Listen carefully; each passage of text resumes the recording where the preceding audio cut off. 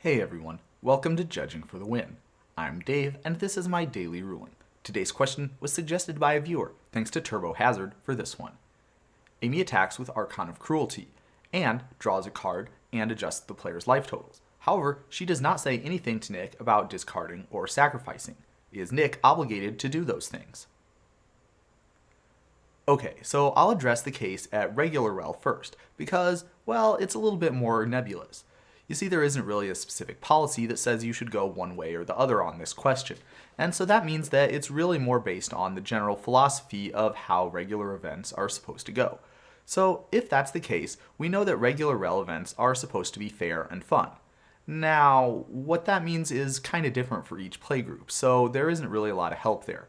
For example, it's probably not very fun to have to remind your opponent what their cards do all the time. On the other hand, some people might not think it's very fair to get to miss half of your trigger this way. So ultimately, it's up to the head judge's discretion. And I know that feels like kind of a cop-out answer, but this is really one of those ones where I could see a judge going either way and I would be able to defend his actions accordingly.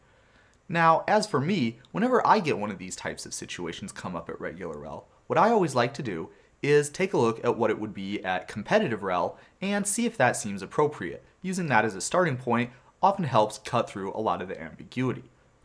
So how would this work at competitive rel? And fortunately for us, there is a hard and fast answer that we can point to this time. I'll start by taking a look at missed trigger because I'm sure that's what a lot of people have on their minds right now. As you can see, missed trigger is defined as when a player controls a triggered ability, but they do not demonstrate awareness of that triggered ability by the appropriate time. Now, we can see that Amy did indeed have awareness of this triggered ability in the problem statement. For example, she drew a card and she adjusted life totals. So with that being the case, this does not qualify as a missed trigger because Amy did demonstrate awareness of this trigger. So if that's the case, what would it be? And the answer to that one is, once a player has demonstrated awareness of a triggered ability, any further problems with the resolution of that triggered ability are instead treated as a game rule violation. Now that gives us the answer to the question that we originally had. If a player notices something against the rules in one of their games, then that player is obligated to point it out.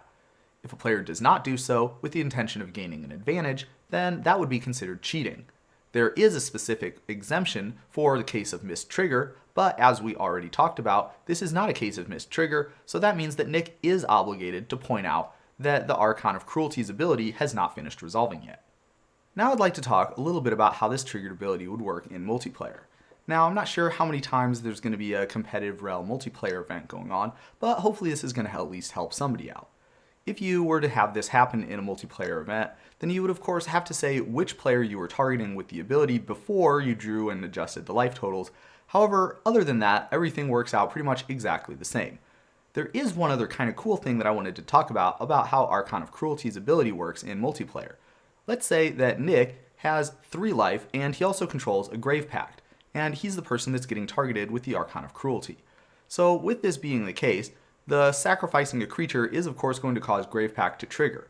However, because of the way state-based actions and triggered abilities interact, Nick is going to lose the game for having 0 life before the triggered ability from Grave Pact goes onto the stack. And so of course this is not going to really matter a whole lot in a 2-player game, but in a multiplayer game it definitely would, because it means that everybody else is not going to have to sacrifice a creature. And that's all I have for you today. How did you do? Join me again tomorrow for another daily ruling, but until then, I hope you have a great day.